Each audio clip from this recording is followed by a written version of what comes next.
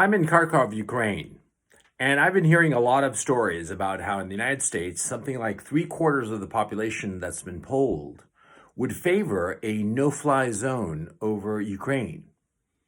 Now, it seems such an easy solution, like establish a no-fly zone over Ukraine. The United States could do that easily. Just establish a no-fly zone over Ukraine, and Ukraine would be safe. The Russians wouldn't know what to do under a no-fly zone, right? Well, wrong. See, it sounds like an easy solution, but in fact, a no-fly zone doesn't work when you are having an exchange with a peer, with a military peer. You see, the times that no-fly zones have been imposed by the United States on some other nation, it's been when that nation had very weak air defense systems. It was imposed first in the following the first Middle East war with Iraq in 1991. It was established to protect the Kurds and some other people, some other political objectives. And so it was considered a cost-effective way to make sure that Saddam Hussein didn't hurt these minority populations that the West wanted to protect. And so over the years, no-fly zones have been implemented in different regions and different areas and different regional hotspots. And it seems like such an easy fix.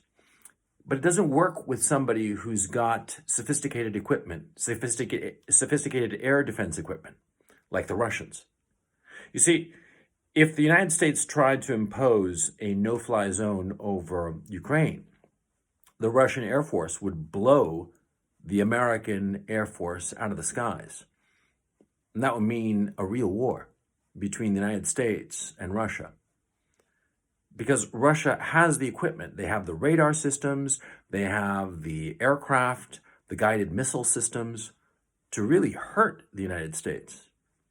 And so everybody's saying, well, why don't you just impose a no-fly zone over Ukraine and everything would be solved, right? It would just strangle the Russian advance on Ukraine. The Ukrainians would be able to defend themselves, wouldn't they? Well, yeah, but this is magical thinking.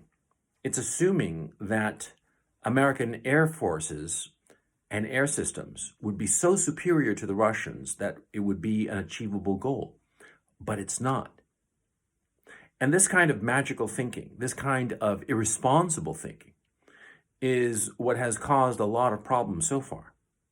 You see, the United States has to recognize the limits of its power.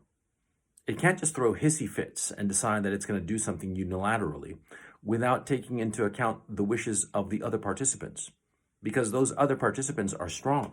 Russia is strong, is a peer, certainly in a military sense. And so to think that the United States could just impose a no-fly zone over all of Ukraine, which is quite the feat, considering that Ukraine is right around the size of Texas, a huge airspace. And the Russians, well, for them, it's literally their front yard. For the Americans to think so arrogantly that they could do such a thing is just irresponsible. And the American leadership that leads people along thinking that this is an achievable goal, well, that's irresponsible leadership. That's not educating the people as to the limits of American power. Everybody has limits. Everybody has limited resources. Everybody has a ceiling as to what they can do. In this situation between Russia and Ukraine, the ceiling for the United States has been reached quite some time ago.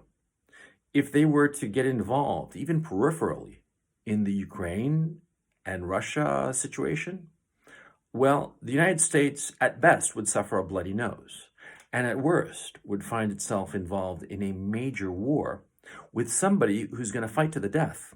Because for the Russians, Ukraine is an existential crisis.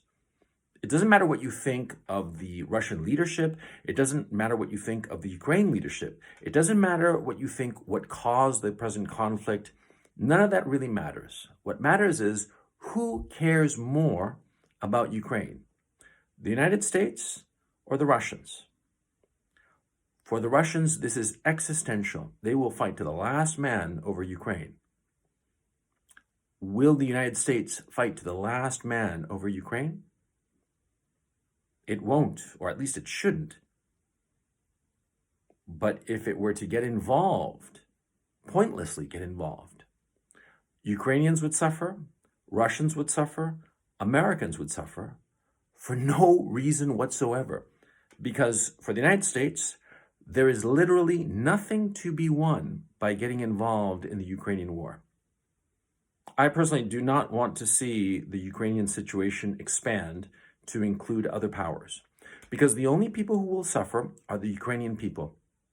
The only lands that will be destroyed are Ukrainian lands, Ukrainian cities. I do not want to see Ukraine turned into rubble, but that's exactly what would happen if the United States were to impose a no-fly zone over the entirety of Ukraine or even a part of Ukraine.